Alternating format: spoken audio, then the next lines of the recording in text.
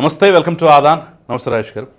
రాజేష్ గారు, ఈరోజు మన డిస్కషన్లో ముఖ్యమైనటువంటి అంశాలు. నంబర్ 1, మంగ్లీ ప్రస్తావన. నిన్న రామ్మోహన్ నాయుడుతో కలిసి ఆవిడ ఒక ప్రోగ్రాంలో పార్టిసిపేట్ చేయటం, ఆ ఫోటోలు బయటికి రావటం, ఇదంతా పెద్ద ఎత్తున వివాదం నడుస్తోంది. సో గతంలో ఏదో సందర్భంలో అంటే వైసీపీకి ప్రచారం చేసిన మాట వాస్తవం, ఆ వీడియోలు కూడా కళ్ళ ముందు కనిపిస్తున్నాయి. ఆ తర్వాత టీటీడీలో ఆవిడకి ఒక పోస్టు సలహాదారు పదవి ఇవ్వటం, చంద్రబాబు మీద పాట పాడు అంటే నేను అసలు ఆ పేరును ఉచ్చరించనని గతంలో అన్నట్టుగా ఒక ఆరోపణ అయితే గతం నుంచి ఉంది. ఇప్పుడు కొత్తగా పుట్టింది అయితే కాదు, ఎన్నికల ముందు కూడా ఇలాంటి ఆరోపణ ఉంది. సో ఆ నేపథ్యంలో రామ్మోహన్ నాయుడుని కూడా కొంత విమర్శిస్తూ ఒక పెద్ద ఎత్తున విమర్శల పర్వం అయితే సోషల్ మీడియాలో కొనసాగుతోంది. సో వాస్తవాలు ఏంటి అనేది మనం ఒకసారి విశ్లేషించే ప్రయత్నం చేద్దాం, ఎలా చూడాలన్నది. ఇక నంబర్ 2, పెద్దారెడ్డి కుమారుడే మాస్టర్ మైండ్ అని చెప్పేసి ఈరోజు ఈనాడు పత్రికలో బ్యానర్ ఐటమ్. అంటే లెక్కర్లో దోపిడీ ఎలా చేశారు, ముడుపులు ఎలా ఉన్నాయని ఒక 7 స్టెప్స్లో, స్టెప్ 1, స్టెప్ 2 దగ్గర నుంచి 7 స్టెప్స్లో ఎలా చేశారని కళ్ళకి కట్టినట్టుగా చూపించారు. మనకైతే క్లియర్గా అర్థమవుతుంది వాళ్ళు ఇండైరెక్ట్గా చెప్పిన ఆ పెద్దారెడ్డి ఎవరో. 3,000 కోట్లు అంటున్నారు, మరి ఏం చేయబోతున్నారు అనేది కూడా మనం క్లియర్గా మాట్లాడే ప్రయత్నం చేద్దాం. ఇక నంబర్ 3 వచ్చేసి వాట్సప్ గవర్నెన్స్ ద్వారా డేటా చౌర్యం జరుగుతోందని వైసీపీ ఆరోపణ. నిరూపిస్తే 10 కోట్ల రూపాయలు నజరానా ఇస్తానని చెప్పేసి లోకేష్ ప్రకటన. సో ఏం కాబోతోంది అనేది 3వ టాపిక్గా మనం మాట్లాడే ప్రయత్నం చేద్దాం. ఫస్ట్ అసలు మంగ్లీ ఇష్యూని ఎలా చూడాలంటారు? శ్రీకాకుళం జిల్లాలో నిన్న రథసప్తమి సందర్భంగా అరసవెల్లి సూర్యనారాయణ స్వామి ఆలయం అంటే ఆలయ కార్యక్రమాల్లో కొన్ని సాంస్కృతిక కార్యక్రమాలు జరిగాయి. శ్రీకాకుళం జిల్లా ఎంపీగా, శ్రీకాకుళం నియోజకవర్గ ఎంపీగా, కేంద్ర మంత్రిగా కొనసాగుతున్న రామ్మోహన్ నాయుడు గారిని ఆ కార్యక్రమాలకు అతిథిగా ఆహ్వానించడం జరిగింది. స్థానిక పార్లమెంటు సభ్యులు, ఆ జిల్లా నుంచి దశాబ్దాల తరబడి సుదీర్ఘ రాజకీయ అనుభవం ఉన్న కుటుంబానికి సంబంధించిన రామ్మోహన్ నాయుడు గారిని అతిథిగా ఆహ్వానించడం జరిగింది. కార్యక్రమ నిర్వాహకులు రామ్మోహన్ నాయుడు గారు కాదు, అవును, గెస్ట్ లిస్టు ఫైనలైజ్ చేసింది ఆయన కాదు.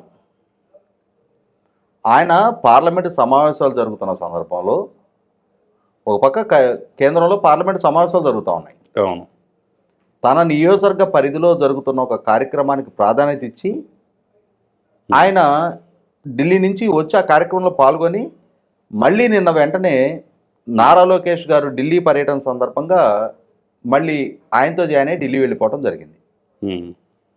అంటే ఎవరిని పిలవాలి, ఎవరిని పిలవకూడదు అనేది ఆలోచించుకోవాల్సిన బాధ్యత అక్కడ స్థానికంగా కార్యక్రమ నిర్వాహకులది. రామ్మోహన్ నాయుడు గారికి సంబంధించిన ఇష్యూ కాదది. ఆయనని కూడా అతిథిగానే ఆహ్వానించారు. అలాగే మంగ్లీని కూడా ఒక సింగర్గా ఆ కార్యక్రమానికి ఆహ్వానించారు. ఎస్, మీరు ఇందాక ప్రస్తావించినట్టుగానే మంగ్లీ వైసీపీ పార్టీ ప్రభుత్వ హయాంలో తిరుమల శ్రీవారి సన్నిధిలో ఎస్సీబీసీ ఛానల్కి సలహాదారురాలుగా అపాయింట్మెంట్ పొందింది. ఆమె వైసీపీ పార్టీకి ప్రచారం చేసింది. చంద్రబాబు నాయుడు గారి పేరు ప్రస్తావించను అనే మాట ఆమె వాడినట్టుగా ప్రచారం జరుగుతుంది. నేనైతే వినలేదు, కానీ బహుశా వాడే ఉంటుందేమో. రాజకీయంగా ఒక పార్టీ పట్ల అభిమానం కలిగి ఉండటం అనేది ఆమెకున్న హక్కు ప్రజాస్వామ్యంలో. అదే సందర్భంలో మంత్రి హోదాలో రామ్మోహన్ నాయుడు గారు హాజరవుతున్న కార్యక్రమానికి ఆమెకున్న పొలిటికల్ అఫిలియేషన్ కారణంగా పిలిచారా, ఒక కళాకారిణిగా పిలిచారనేది అది నిర్వాహకులు ఆలోచించుకోవాలి. అదే సందర్భంలో నిజంగానే ఆమె అంత బ్లేటెంట్గా చంద్రబాబు నాయుడు గారి పట్ల అవమానకరంగా కనుక వ్యాఖ్యానించున్నట్టయితే ఎంత కాదనుకున్న మంత్రులు కూడా రాజకీయ నాయకులే. వాళ్ళు పాల్గొనే సమావేశాల్లో వాళ్ళ రాజకీయ ప్రత్యర్థులకి అవకాశం కల్పించడం అనేది ఆ నిర్వాహకులది లోపం. అయితే నిన్నటి నుంచి ఏం చెప్తున్నారంటే రామ్మోహన్ నాయుడు గారితో పాటు ఈ మంగ్లీకి కూడా వివిఐపి దర్శనం కలిగిస్తారా? ఇక్కడ తప్పు పట్టాల్సింది రామ్మోహన్ నాయుడు గారిని కాదు. అసలు ఆయన ఆ ప్రాంతానికి ప్రాతినిధ్యం వహిస్తున్న పార్లమెంటు సభ్యుడు, అలాగే మంత్రి హోదాలో ఆ కార్యక్రమంలో పాల్గొంటూ ఉన్నారు. ఆటోమేటిక్గా ఆయనకి ఆ దర్శనం కల్పిస్తారు. అవును. ఆ కార్యక్రమంలో పాల్గొన్న మిగిలిన అతిథులు కూడా ఆయనతో పాటు ఆ దర్శనానికి అటెండ్ అయ్యి ఉంటారు. వాళ్ళని కూడా గెస్ట్లుగానే పిలిచారు కదా. అదే అంటున్నా. కాబట్టి ఖచ్చితంగా కల్పించాలి. కాబట్టి దర్శనం ఏంటంటే అక్కడ కల్పించాలి.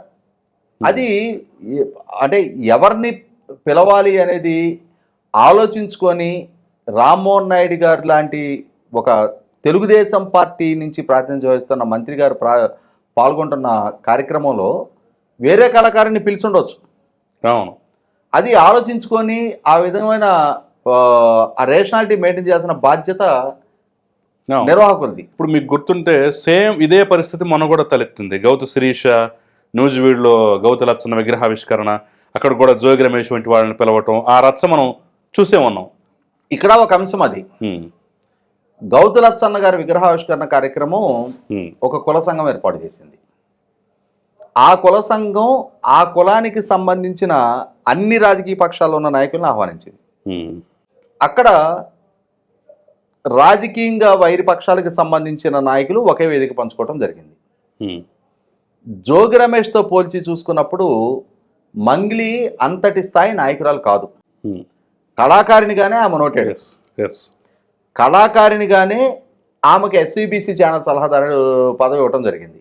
అవును. కళాకారినిగానే ఆమెని వైసీపీ పార్టీ ఎన్నికల ప్రచారానికి వాడుకోవడం జరిగింది. ఇవాళ మనం చాలామందిని చూస్తూ ఉన్నాం. ఉమ్. ఎన్నికల సందర్భంగా రాజకీయ పక్షాలకు ప్రచారం చేసిన వాళ్ళు, ఆ తర్వాత ఎన్నికలు ముగిసిన తర్వాత ఇవాళ ఆలీ వైసీపీ పార్టీలో క్రియాశీలకంగా కార్పొరేషన్ చైర్మన్గా కార్పొరేషన్ తరఫున నామినేటెడ్ పోస్టులో పనిచేశాడు. ఉమ్. ఎలక్ట్రానిక్ మీడియా సలహాదారుగానే పనిచేశాడు. అవును. అవును. ఇవాళ రేపు బాలకృష్ణ గారి సినిమాలోనూ ఉమ్. మురళీమోహన్ గారితో పాటు అంటే తెలుగుదేశం పార్టీకి అఫిలియేటెడ్గా ఉన్న నటులు ఉమ్.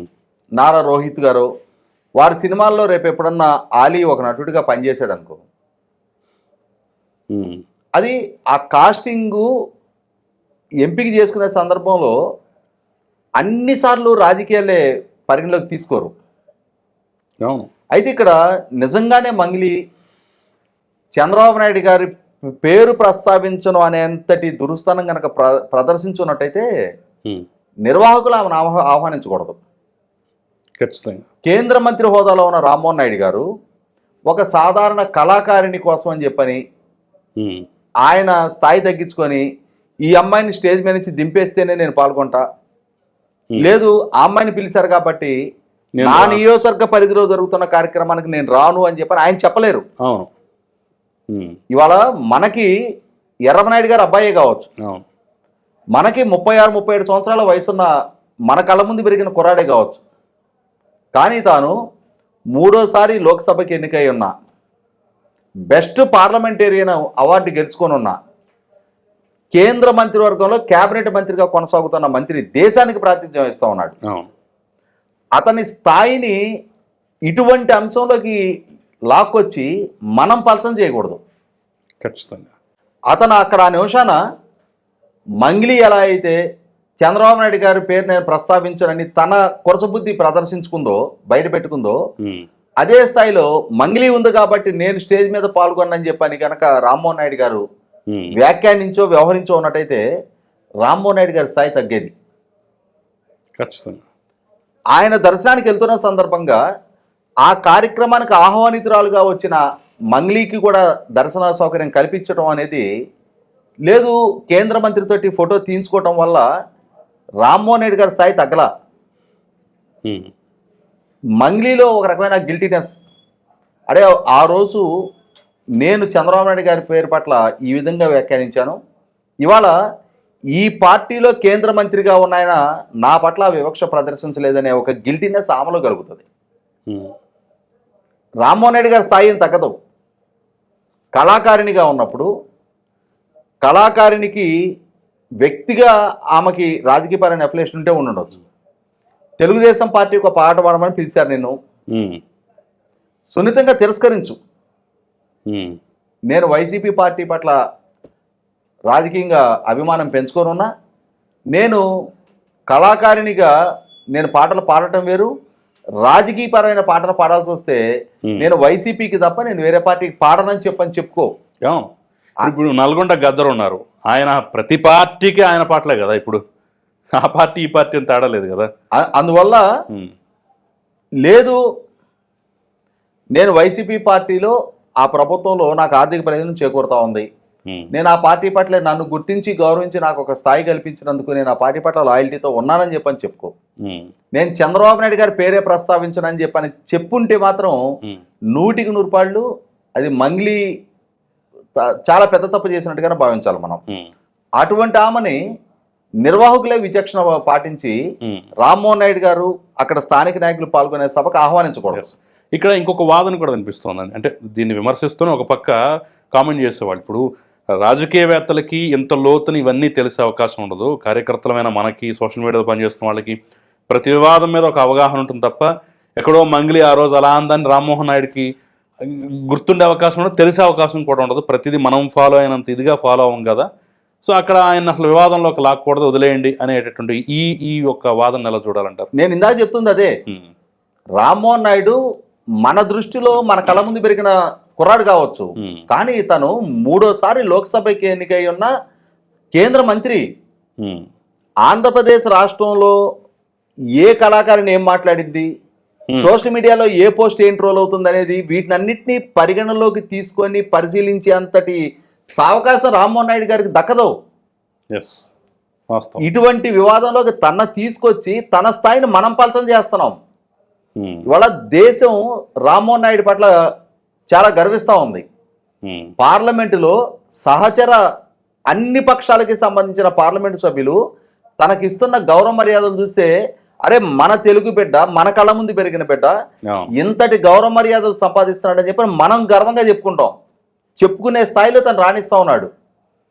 అటువంటి నాయకుడిని ఇవాళ నిత్యం నిరంతరం రాష్ట్ర శ్రేయస్సు కోసం, రాష్ట్ర ప్రజల క్షేమం కోసం, రాష్ట్రానికి ఏ పెట్టుబడులు రప్పియాలా, రాష్ట్రంలో ఏ పరిశ్రమ నెలకొల్పించాలా అని చెప్పని చంద్రబాబు నాయుడు గారికి చేదోడు వాదోడుగా తను ప్రయత్నం చేస్తూ ఉంటే, ప్రతి చిన్న సమస్యకి తన బాధ్యుడిని చేసి ఇవాళ ఖచ్చితంగా అక్కడ జరిగిన సంఘటనకి రామ్మోహన్ నాయుడు గారికి ఏ విధంగానూ సంబంధం లేదు. ఆయన కార్యక్రమ నిర్వాహకుడు కాదు, ఆయన అతిథి. ఇవాళ ఒక ఫంక్షన్కి ఒకరిని ఇన్వైట్ చేసాం, ఆ ఫంక్షన్కి ఇంకొకరిని కూడా ఆ నిర్వాహకులు ఇన్వైట్ చేశారు. వీరికి రాజకీయపరమైన వైరుధ్యాలు ఉంటే ఉండొచ్చు, కానీ అక్కడ వేరే కార్యక్రమానికి అతిథులుగా హాజరైన దగ్గర వీళ్ళకున్న వైరుధ్యాల ప్రాతిపదికగా అక్కడ దాన్ని వివాదాస్పదం చేసే ప్రయత్నం ఆ స్థాయిలో ఉన్న నాయకులు చేయరు. అలా చేస్తే అది వాళ్ళ స్థాయికే అవమానం. ఇవాళ ఈ వివాదాస్పదం చెయ్యాలని చెప్పని డిమాండ్ చేస్తా వాళ్ళ స్థాయిని మనం తగ్గించకూడదు. 100% రామ్మోహన్ నాయుడు గారికి విషయంలో కొన్ని గంటలుగా జరుగుతున్న ఈ ప్రచారం విషయంలో మాత్రం నా మద్దతు అయితే పూర్తిగా రామ్మోహన్ నాయుడు గారికి. సరే, ఇంకా మనం మరో అంశాన్ని చూసినట్లయితే, పెద్దారెడ్డి కుమారుడే మాస్టర్ మైండ్, లిక్కర్లో పెద్ద ఎత్తున ముడుపులు చేతులు మారాయి, 4 సంవత్సరాల కాలంలో దాదాపుగా 3,000 కోట్లు జేబులో వేసుకున్నారు, ఆ ముడుపుల ప్రక్రియ కూడా 7 దశల్లో జరిగింది అని చెప్పేసి కూడా ఈనాడు, అంటే దర్యాప్తు సంస్థలు తేల్చాయని చెప్పేసి ఇచ్చారు ఆ కథనం. మరి మీరేమంటారు, ఎవరా పెద్దారెడ్డి, ఆ పెద్దారెడ్డి కుమారుడు ఎవరు, ఏంటి ఆ కథాకమ విషయం అనేది కొంచెం లోతులోకి వెళ్ళి విశ్లేషించే ప్రయత్నం చేద్దాం. నంద్యాల ఎస్పీవై డిస్టిలరీస్ని తమ ఆధీనంలోకి తెచ్చుకొని ఆ ఎస్పీవై డిస్టిలరీస్ ద్వారా ఏపీ బ్రోవరేజెస్ కార్పొరేషన్కి వివిధ బ్రాండ్ల రూపంలో 2,901 కోట్ల రూపాయల మద్యం సరఫరా కాంట్రాక్ట్ పొందింది పెద్దిరెడ్డి రామచంద్రారెడ్డి కుటుంబం. పెద్దిరెడ్డి రామచంద్రారెడ్డి కుమారుడు పెద్దిరెడ్డి మిథున్ రెడ్డి ఆధ్వర్యంలోనే ఈ మద్యం సరఫరా మాటున జరిగిన అవినీతి భాగోతానికి మొత్తానికి సూత్రధారి, పాత్రధారి అతనే అని చెప్పని నిర్ధారణ అవుతా ఉంది. వాస్తవంగా జగన్మోహన్ రెడ్డి గారి ప్రభుత్వం తన పాలనా హయాంలో తీసుకొచ్చిన కొత్త మద్యం పాలసీ మాటున ఎన్నో అరాచకాలు, అక్రమాలు చోటు చేసుకున్నాయి. అదే అంశంలో ఇంకొక అంశాన్ని కూడా ప్రస్తావించారు అదే ఆర్టికల్లో, అదాన్ డిస్టిలరీస్ అనే అంశం. అవును. వాస్తవంగా 2019 నవంబర్ నెలలో జగన్మోహన్ రెడ్డి గారి ప్రభుత్వం కొత్త మద్యం పాలసీని తీసుకొచ్చింది. అంటే ఇక మీదట మద్యం రీటైల్ అమ్మకాలు అనేవి ప్రభుత్వ ఆధ్వర్యంలోనే జరుగుతాయి. నో ప్రైవేట్ ప్లేయర్స్, ఇక ప్రైవేట్ వైన్ షాపులు ఉండవు. ప్రభుత్వమే ఒక పాలసీ డెసిషన్గా తీసుకున్నది. ఇక నుంచి మద్యం అమ్మకాలు ప్రభుత్వమే చేస్తుంది అని చెప్పని ఒక కొత్త విధానాన్ని తీసుకొచ్చారు. ఈ విధానాన్ని తీసుకొచ్చే నాటికి అదాన్ డిస్టిలరీస్ అనే కంపెనీ ఎగ్జిస్టెన్స్లోనే లేదు. ఈ కొత్త మద్యం పాలసీ ప్రకటన జరిగిన తర్వాత నవంబర్లో ప్రకటన జరిగితే డిసెంబర్ 2వ తారీఖు రోజు అదాన్ డిస్టిలరీస్ అనే కంపెనీ రిజిస్టర్ అయింది. అదాన్ డిస్టిలరీస్ అనే కంపెనీ కాశీనాయన శ్రీనివాసులు అనే అతని పేరిట కంపెనీ రిజిస్టర్ అయింది. ఆ కాశీనాయన శ్రీనివాసులు విజయసాయిరెడ్డి గారి అల్లుడు రోహిత్ రెడ్డి వేరే కంపెనీల్లో కలిపి డైరెక్టర్లుగా కొనసాగుతూ ఉన్నారు. ఈ అదాన్ డిస్టిలరీస్ అనే కంపెనీకి సొంత డిస్టిలరీ కూడా లేదు. అంటే ఓన్ డిస్టిలరీ లేదు, పాలసీ అనౌన్స్ అయ్యే నాటికి ఆ కంపెనీ ఎగ్జిస్టెన్స్లో లేదు. ఆ కంపెనీకి మద్యం తయారీలో కానీ సరఫరాలో కానీ నాణ్యత విషయంలో ఎక్స్పీరియన్స్ ఎక్స్పర్టైజే లేదు. ఏదో ఒక చిన్న అపార్ట్మెంట్లో చిన్న గదిలో రిజిస్టర్ ఆఫీస్ అని చెప్పేసి బోర్డు పెట్టారు అని చెప్పేసి కూడా అంటారు. అవును. అంటే అటువంటి కంపెనీకి 2,600 కోట్ల రూపాయల మద్యం సరఫరా కొనుగోలు ఒప్పందాలు ఏపీ బ్రోవరేజెస్ కార్పొరేషన్ ద్వారా జరిగాయి. అవును. అలాగే ఈ పెద్దిరెడ్డి మిథున్ రెడ్డి గారి, పెద్దిరెడ్డి రామచంద్రారెడ్డి గారి ఆధ్వర్యంలో జరిగిన మద్యం తయారీ కంపెనీలకు కూడా 2,901 కోట్ల రూపాయల మద్యం సరఫరా కాంట్రాక్ట్లు ఇచ్చారు. ఏమనాలి దీన్ని? జగన్మోహన్ రెడ్డి గారు తెలుగుదేశం పార్టీ ద్వారా, తెలుగుదేశం ప్రభుత్వం ద్వారా ప్రతిపాదించబడ్డ అమరావతి రాజధానిలో రాజధాని పలానా ప్రాంతంలో వస్తుందనేది ముందుగానే సమాచారం ఉన్న తెలుగుదేశం నాయకులు ముందుగానే రైతుల దగ్గర నుంచి చౌకగా భూములు కొట్టేశారు. ఇది ఇన్సైడర్ ట్రేడింగ్ అని చెప్పని కేసులు నమోదు చేశాడు. ఇవాళ ప్రభుత్వంలో కీలక స్థానాల్లో ఉన్న నాయకులు వాళ్ళ ఆధ్వర్యంలో ప్రభుత్వానికి మద్యం సరఫరా చేసి ఇవాళ ఆదాయార్జన గడించారు అని అంటే ఇన్సైడర్ ట్రేడింగ్ అంటే ఇది కాదా? ఖచ్చితంగా. బ్రోవరేజెస్ కార్పొరేషన్ దగ్గర దాదాపుగా 250 బ్రాండ్ల దాకా రిజిస్టర్ అయి ఉన్నాయి. అందులో మొత్తం కలుపుకున్న కొద్ది బ్రాండ్లకే వేలాది కోట్ల రూపాయల కొనుగోలు ఒప్పందాలు ఇచ్చారు. ఈ బ్రాండ్లు ఎవరెవరి అని చూస్తే ప్రధానంగా వైసీపీ నాయకులవే ఉన్నాయి. అలాగే ఈ బ్రాండ్లని కొనుగోలు చేయటం కోసం ఒక్కొక్క కేసుకి 150 నుంచి 450 రూపాయల వరకు మామూలు వసూలు చేశారు. అంటే డిస్టిలరీస్ వాళ్ళు ఎన్ని లక్షల కేసులు ప్రభుత్వానికి కొనుగోలు ఒప్పందాలు జరిగి సరఫరా చేస్తే అన్ని లక్షలు ఇంటూ కేసుకి 150 నుంచి 450 రూపాయలు, అంటే depending upon the brand. Okay, okay. Price and brand. అవి అంటే పెద్ద ఖరీదు అయితే ఎక్కువ డబ్బులు ఇవ్వాలి, కమిషను తక్కువ అయితే 150 రూపాయలు సరిపెట్టాలి. అటువంటి లావాదేవీలు నిర్వహణ కోసం అని చెప్పని జగన్మోహన్ రెడ్డి గారి ప్రభుత్వంలో ఐటీ సలహాదారుడిగా పనిచేసిన కసిరెడ్డి రాజశేఖర్ రెడ్డి, కసిరెడ్డి రాజ్ అన్న పేరు, మనం అభిషేక్ బచ్చను, షారుఖ్ ఖాను, తర్వాత మన హృతిక్ రోషను, వీళ్ళ హిందీ సినిమాల్లో హీరోలకు ఉంటుంది రాజ్ అని పేరు. జై, రాజ్ ఇట్లాంటి పేర్లు మనకి హిందీ సినిమాల్లోనే వింటుంటాం. అలాగే అతని పూర్తి పేరు కసిరెడ్డి రాజశేఖర్ రెడ్డి. ఈ కసిరెడ్డి రాజశేఖర్ రెడ్డి ఎవరయ్యానంటే జగన్మోహన్ రెడ్డి గారి ప్రభుత్వం ద్వారా వాలంటీర్ వ్యవస్థని ట్రైనింగ్ అండ్ మానిటరింగ్ కోసం అని చెప్పని నియామకం చేపట్టబడ్డ field operating agency Unicon consultancy. Okay. సంవత్సరానికి 68 కోట్లు జగన్మోహన్ రెడ్డి గారు దానికి పే చేశారు. ఆయనకి రిటర్న్ గిఫ్ట్గా ఆయన చేత నీకు మేము సంవత్సరానికి 68 కోట్లు ఇస్తున్నాం కాబట్టి నువ్వు మాకు ఈ మద్యం, ఈ డిస్టిలరీస్ నుంచి వచ్చే ఈ మామూళ్ళు వసూలు చేసి ఈ వసూళ్లు హవాలా ఉమ్, ఈ లావాదేవీల వ్యవహారాన్ని మొత్తాన్ని నువ్వు పర్యవేక్షించు ఉమ్, అని చెప్పిన బాధ్యత నాకు అప్పచెప్పినట్టుగా ఉమ్. ఇది ఇప్పుడు హవాలా అనే పదం విదేశాలకు తరలింపుకు సంబంధించి వాడతారు కదా ఎక్కువగా. విదేశాలకనే కాదు, ఇక్కడ లోకల్లో కూడా చేయొచ్చు. లోకల్లో కూడా ఉమ్. ఒక ప్రాంతం నుంచి ఒక ప్రాంతానికి నగదు బదిలీ జరగాలి అని అంటే అక్రమంగా దాన్ని హవాలానే అంటారు. నల్ల డబ్బు. ఉమ్, ఓకే. నా దగ్గర హైదరాబాద్లో క్యాష్ ఉంది, ఉమ్, నేను ఢిల్లీలో ఎవరికో చెల్లించాలి. ఉమ్. ఇక్కడ హవాలా డీలర్కి ఇక్కడ నేను క్యాష్ హ్యాండ్ ఓవర్ చేస్తే అతను వీళ్ళ మనిషి అక్కడ నేను చెప్పిన వాళ్ళకి అక్కడ క్యాష్ పే చేస్తారు. ఉమ్. ఇది హవాలా. వాళ్ళు ఎలాగైనా పంపించుకునేవాడు, మనకు సంబంధం లేదు. వాళ్ళకి ఆ లావాదేవీలు ఎలా జరుపుకుంటారో మనకు తెలియదు. అది అది సినిమాలో చూపిస్తారు, ఒక నోటును మజ్జగ దించి ఇటిస్తే అటు రెండు కలిపి సక్సెస్ కరెక్ట్గా ఫార్ములా ఉందని డబ్బులు ఇచ్చేస్తారు.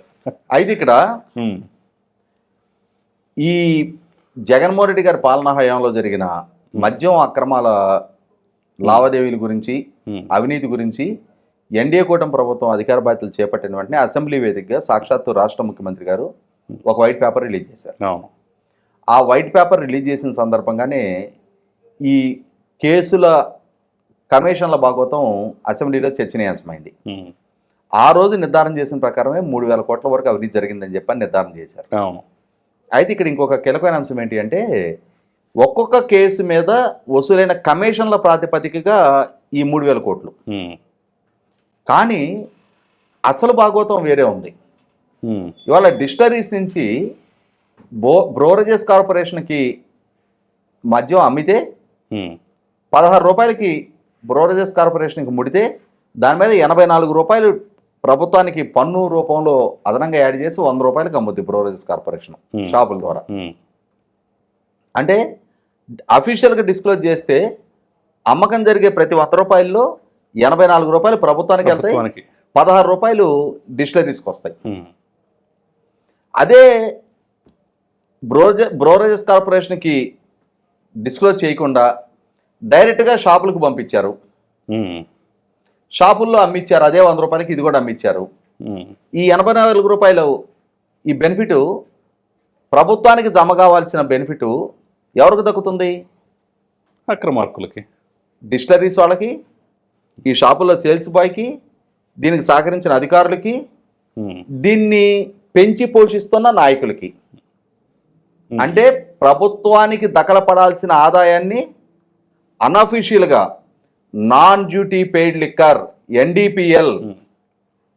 కానీ నాన్ డ్యూటీ పెయిడ్ లిక్కర్లో మొత్తం ఇదంతా ఎవరికి వెళ్ళదో డైరెక్ట్గా సెంట్రలైజ్ చేసి బిగ్ బాసే కొట్టేశాడని చెప్పేసి కూడా విమర్శలు వచ్చాయి కదా. ఎవరు నడిపించారు ఈ నెక్సెస్ అంతా?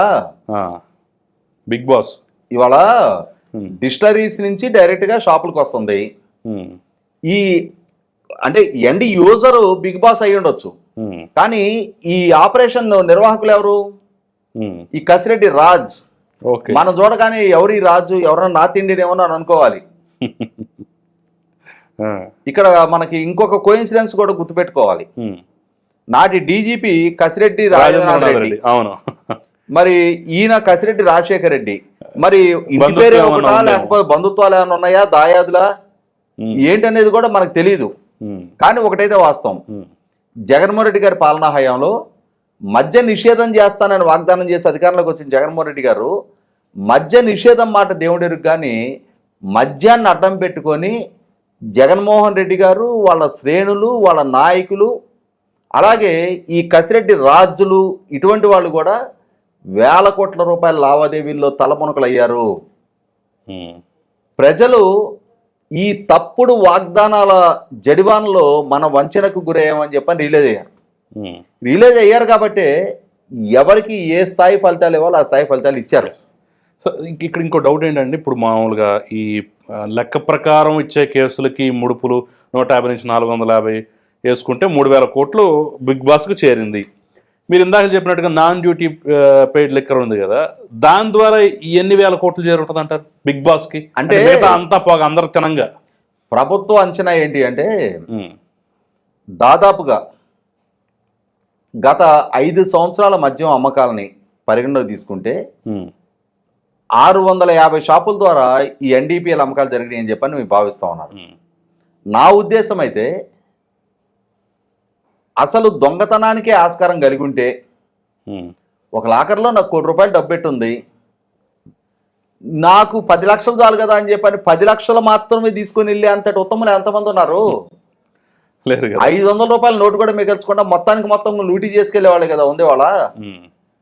నాన్ డ్యూటీ పెయిడ్ లిక్కర్ ద్వారా షాపుల్లో ఆ విధంగా అమ్ముకొని సొమ్ము చేసుకోవడానికి ఆస్కారం కలిగి ఉంటే 650 షాపులకు పరిమితం కారు, మొత్తం రాష్ట్ర వ్యాప్తంగా ఉన్న 3000 షాపులకి దాన్ని విస్తరిస్తారు.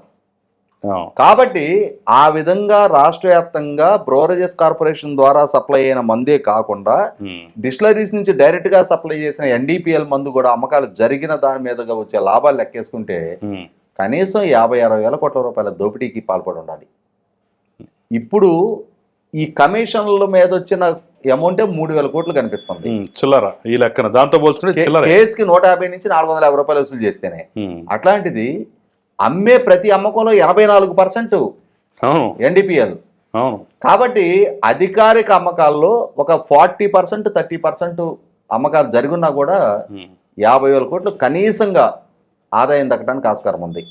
కాబట్టి 100కి 100 పాళ్ళు జగన్మోహన్ రెడ్డి గారి పాలనా హయాంలో ఈ సోకాల్డ్ పెద్దిరెడ్ల ఎవరెవరైతే ఇన్వాల్వ్ అయ్యారో అందరూ కూడా చాలా కొద్ది కాలంలో వేల కోట్ల రూపాయల ఆస్తులు సంపాదించుకోగలిగారు. కాబట్టి ఇప్పుడు ప్రభుత్వానికి విజిలెన్స్ రిపోర్ట్ వచ్చింది. What next? ఏం చేయబోతుంది ప్రభుత్వం? వీళ్ళని విచారించి వీళ్ళని వాళ్ళ తప్పులు నిర్ధారణ చేసి న్యాయస్థానం ముందు దోషులుగా ఎస్టాబ్లిష్ చేసి వాళ్ళ ఆస్తులు రికవర్ చేసుకుంటారా చేసుకోరా? ఎందుకంటే ఎన్ని ఆస్తులు సంపాదించారో కూడా వాళ్ళకే లెక్క తెలియట్లా. మొన్న పెద్దిరెడ్డి రామచంద్రారెడ్డి తన ఎలక్షన్ అఫిడవిట్లో అతని భార్య పేరిట ఉన్న 142 ఆస్తులు మెన్షనే చేయలేదంట. అంటే ఆ 142 ఆస్తుల సంఖ్య 142, అంటే ఆ 142 ఆస్తులు కలిపి ఎన్ని వేల కోట్లు ఖరీదు చేస్తాయో. అవును. అంటే ఇంత ఆస్తులు సంపాదించగటానికి 5 సంవత్సరాల పాలనా హయమే మైనింగు, అటవీ ఉత్పత్తులు, liquor, what next what not. అసలు ఇంకొక 5 ఏళ్ళు అధికారం దక్కున్నట్టయితే మనం ఎంతసేపటికి గౌతమ్ అదానీని అంబానీని గురించి మాట్లాడుకుంటున్నాం. ఒక 5 ఏళ్ళు అధికారం దక్కితే ఎంతమంది నాయకులు ఎన్ని వేల కోట్లకి పడగలెత్తగలుగుతారు అనేది ప్రపంచానికి పరిచయం చేశాడు జగన్మోహన్ రెడ్డి గారు. ఖచ్చితంగా. ఇక మనం ఫైనల్గా మాట్లాడుకుంటే వాట్సాప్ గవర్నెన్స్ మీద వస్తున్నటువంటి విమర్శలకి చెక్ పెట్టే ఉద్దేశంతో కాబోలు 10 కోట్లు ఇస్తా డేటా చౌర్యం జరుగుతుంది అని నిరూపిస్తే అని చెప్పేసి నారా లోకేష్ ఒక సవాల్ విసిరినట్టుగా తెలుస్తోంది. సో ఎలా చూడాలి దీన్ని? ఇప్పుడు లోకేష్ గారు నిన్న మాట్లాడేది నేను కూడా విన్నా. ఆయన సూటిగా స్పష్టంగా ఎటువంటి సస్పెషన్లకు ఆస్కారం లేకుండా ప్రభుత్వానికి, అంటే ప్రభుత్వం తరఫున అదే సందర్భంలో తన వ్యక్తిత్వాన్ని కూడా సవాల్ చేస్తున్న అంశాలను గుర్తు చేస్తూ 2019కి ముందు తాను ఐటీ మినిస్టర్, ఆ రోజు ప్రజలకు సంబంధించిన డేటా చౌర్యానికి పాల్పడుతున్నారు అని చెప్పని తెలుగుదేశం పార్టీకి సర్వీస్ ప్రొవైడర్గా ఉన్న కంపెనీ మీద హైదరాబాద్లో కేసీఆర్ గారి ప్రభుత్వ సహాయ సహకారాలతో జగన్మోహన్ రెడ్డి గారు దాడులు చేయించి ఐటీ గ్రిడ్ తెలుగుదేశం పార్టీకి సంబంధించిన డేటా మొత్తాన్ని చౌర్యం చేశారు వాళ్ళు. వీళ్ళు డేటా చౌర్యానికి పాల్పడుతున్నారని చెప్పని వీళ్ళ హార్డ్ డిస్క్లు మొత్తం కొట్టేసి వీళ్ళ దగ్గర డేటా మొత్తం ఆళ్ళు కొట్టేశారు. అది జగన్మోహన్ రెడ్డి గారికి ఎన్నికల్లో ఏ విధంగా లబ్ధి చేకూరింది, ఏ విధంగా లబ్ధి చేకూర్చడంలో కేసీఆర్ గారు సఫలీకృతం అయ్యాడు అనేది మనందరం చూసాం. ఆ రోజు రాజకీయ ఆరోపణలు చేశారు, ఊటూటి బెదిరింపులు చేశారు, ఇంకేం లేదు మూసేస్తున్నామని చెప్పని. 5 సంవత్సరాల పాలన గడిచింది. చంద్రబాబు నాయుడు గారి ప్రభుత్వ హయాంలో నాటి ఇంటెలిజెన్స్ చీఫ్ ఏబి వెంకటేశ్వర గారి ద్వారా టెలిఫోన్ ట్యాపింగ్కి పాల్పడ్డారు, నిఘా పరికరాలు కొనుగోలు చేశారు, ప్రజల మీద నిఘా పెట్టారు, ప్రజల వ్యక్తిగత గోప్యతకు భంగం కలిగించారని చెప్పని రాజకీయ ఆరోపణలు చేశారు. అన్ని ఆరోపణలే. ఏది 5 ఏళ్ళ అధికారం చేతిలో ఉంచుకొని నిర్ధారణ చేయలే. వాళ్ళకి తెలుసు మనం చేస్తున్న గాలారోపణలు అని చెప్పని. ఈ ఆరోపణలో భాగంగానే ఆ రోజు చంద్రబాబు నాయుడు గారి ప్రభుత్వం ప్రజలకు సంబంధించిన డేటా సేకరించారు అని చెప్పని వాళ్ళు ఒక రాజకీయ పార్టీగా ఓటర్ల లిస్టు, ఆ ఓటర్ల గురించి అంటే వాళ్ళు ఏ నియోజకవర్గంలో ఏ స్థాయిలో ఉన్నాము ఏంటి అనేది అనలైజేషన్ చేసుకునే హక్కు వాళ్ళకు ఉంది. అలా చేసుకున్న సమాచారాన్ని డేటా చౌర్యంగా ఆ రోజు ఆ ప్రభుత్వం మీద ఆరోపణ చేశారు. 5 ఏళ్లలో నిర్ధారణ అయితే చేయలేపారు. ఇప్పుడు మరొకసారి ప్రజలకి పౌర సేవలు సులువుగా వేగవంతంగా అందించాలనే ఉద్దేశంతో ఇవాళ ప్రజలకి పెరుగున్న సాంకేతికత పరిజ్ఞానం దృష్ట్యా, సాంకేతికత అందుబాటులో ఉన్న దృష్ట్యా వాట్సాప్ ద్వారా పౌర సేవలు ప్రజలకు అందించాలనే ఒక ప్రయత్నం ఎన్డీఏ కూటమి ప్రభుత్వం తీసుకొస్తే దాన్ని డేటా చౌర్యానికి ఆస్కారం అని చెప్పని మాట్లాడుతున్నారు. ఏ విధంగా డేటా చౌర్యం? ఇవాళ దశాబ్ద కాలం పైనుంచి పౌరులకు సంబంధించి ప్రభుత్వంతో జరిపే ఏ కరస్పాండెన్స్ సందర్భంగా అయినా సరే ప్రభుత్వానికి ఒక దరఖాస్తు ఇస్తే I'm so and so, my Aadhaar number it so and so, my mobile number it so and so అని చెప్పని మెన్షన్ చేసి సబ్మిట్ చేస్తున్నాం మనం. అవును. అంటే ప్రభుత్వంతో లావాదేవీ జరిపే ఏ సందర్భంలో అయినా ఒక పెన్షన్ కావాలన్నా, ఒక రేషన్ కార్డు కావాలన్నా ప్రభుత్వానికి దరఖాస్తు పెట్టుకుంటే Aadhaar card, mobile number mention చేస్తున్నాం. అదర్ దాన్ ఆధారు, మొబైలు, ఇంకేం సమాచారం ఉంటుంది? 5 ఏళ్ళు జగన్మోహన్ రెడ్డి గారి ప్రభుత్వం వాలంటీర్ల ద్వారా సేకరించని డేటా ఏంటి? ఆ డేటా ఎవరు మానిటర్ చేశారు? ఎవరికి చేరింది? ఇందాక మనం వేరే అంశంలో మాట్లాడుకున్న కసిరెడ్డి రాజశేఖర రెడ్డి ఆధ్వర్యంలో ఉన్న యూనికాన్ కన్సల్టెన్సీకే కదా ఆ రోజు డేటా సంరక్షింపబడిందా? ఇవాళ ప్రజలకు సంబంధించిన డేటా చౌర్యానికి గురవుతుందా? లోకేష్ ఒక అంశం ప్రస్తావించడం జరిగింది. రాజకీయ పక్షంగా మాకేం కావాల్సి ఉంటుంది? ఓటర్ లిస్టు పబ్లిక్ డాక్యుమెంటే కదా, అంతే కదా. చౌర్యం చేసేదేముంది? ఎవరైనా డౌన్లోడ్ చేసుకోవచ్చు, ఎవరైనా వెతుక్కోవచ్చు. కాబట్టి ఓటర్ లిస్టు కోసం మేము డేటా సేకరించవసరంలా. ఇంకా అదర్ దాన్ ఓటర్ లిస్టు ప్రజలకు సంబంధించిన ఏ డేటా ప్రభుత్వానికి అవసరం, రాజకీయ పక్షాలకు అవసరం? అంతే కదా. ఫోన్ నంబర్లా అది పెద్ద కష్టమేం కాదు. ఒక ఊర్లో ఉన్న వ్యక్తి ఫోన్ నంబర్ తెలుసుకోవడం దానికి పెద్ద ఇది. గ్రామాల్లో ఇవాళ ఎంతమంది అయితే సంక్షేమ పథకాల లబ్ధిదారులు ఉంటున్నారో వాళ్ళకి సంబంధించిన ప్రతి ఆధార్ నెంబరు, ప్రతి మొబైల్ నెంబరు, వాళ్ళకి సంబంధించిన ప్రతి బ్యాంక్ అకౌంట్ డీటెయిల్స్ గ్రామ సచివాలయ వ్యవస్థ దగ్గర ఉన్నాయి. ఎందుకంటే ఇవాళ డీబీటీ ద్వారా సంక్షేమాన్ని అందించున్నారు కాబట్టి బ్యాంక్ అకౌంట్కి మొబైల్ నెంబరు అనుసంధానం చేసి, ఆధార్ అనుసంధానం చేసి ఆ ప్రక్రియ పూర్తయిపోయింది. కాబట్టి ఇప్పుడు కొత్తగా ప్రజల నుంచి సేకరించే డేటా ఏం లేదు. ఒక పౌర సేవ ప్రజలకు చేరువైంది. ఎలా అయితే చంద్రబాబు నాయుడు గారు మొదటి నుంచి కూడా ఈ సేవ, రైతు బజార్లు, ప్రభుత్వ కార్యాలయాల డిజిటలైజేషన్స్, ప్రజల వద్దకు పాలన, సిటిజన్ చార్టరు, గ్రామ సభలు, ఇలా రకరకాల కార్యక్రమాల ద్వారా అధికార వ్యవస్థను ప్రజలకు జవాబుదారీగా చేసి ప్రజలని ప్రశ్నించే స్థాయికి వాళ్ళకి ఆ హక్కులు కల్పించారో, పౌర సేవలు పొందడం ప్రజల హక్కు, పౌర సేవలు చేయటం అధికారుల బాధ్యత అని చెప్పని ఆయన సిటిజన్ చార్టర్ తీసుకొచ్చారో, ఆనాటి నుంచి ఈనాటి దాకా పాలనా సంస్కరణకి చంద్రబాబు నాయుడు గారు పేరెనిగ్గిన నాయకుడు, దేశవ్యాప్తంగా పేరెనిగ్గిన నాయకుడు. అటువంటి ఆయన ఇప్పుడు వాట్సాప్ సాంకేతిక పరిజ్ఞానం ద్వారా మరింత సులువుగా, మరింత వేగంగా ప్రజలకి పౌర సేవలను మరింత చేరువ చేస్తుంటే ఎక్కడ ప్రభుత్వానికి మంచి పేరు వస్తుందని చెప్పని దుగ్ధతో, అసూయతో ఈ విధమైన వ్యాఖ్యలు చేస్తూ ఉన్నారు. కాబట్టి లోకేష్ కూడా చాలా సూటిగా, స్పష్టంగా సవాలు విసర్జించడం జరిగింది. ఎక్కడ డేటా చౌర్యం జరుగుతుందో మీరు నిర్ధారణ చేస్తే ప్రభుత్వానికి సంబంధం లేదు, వ్యక్తిగతంగా నేను 10 కోట్ల రూపాయలు చెక్ ఇస్తానని చెప్పడం జరిగింది. మరి దాన్ని స్వీకరించి పలానా సందర్భంలో ప్రభుత్వం లేదు రాజకీయ పార్టీగా తెలుగుదేశం పార్టీ దురుద్దేశపూర్వకంగా ప్రజలకు సంబంధించిన డేటా కలెక్ట్ చేస్తుందని నిర్ధారణ చేస్తే 10 కోట్లు దక్కించుకోవచ్చు.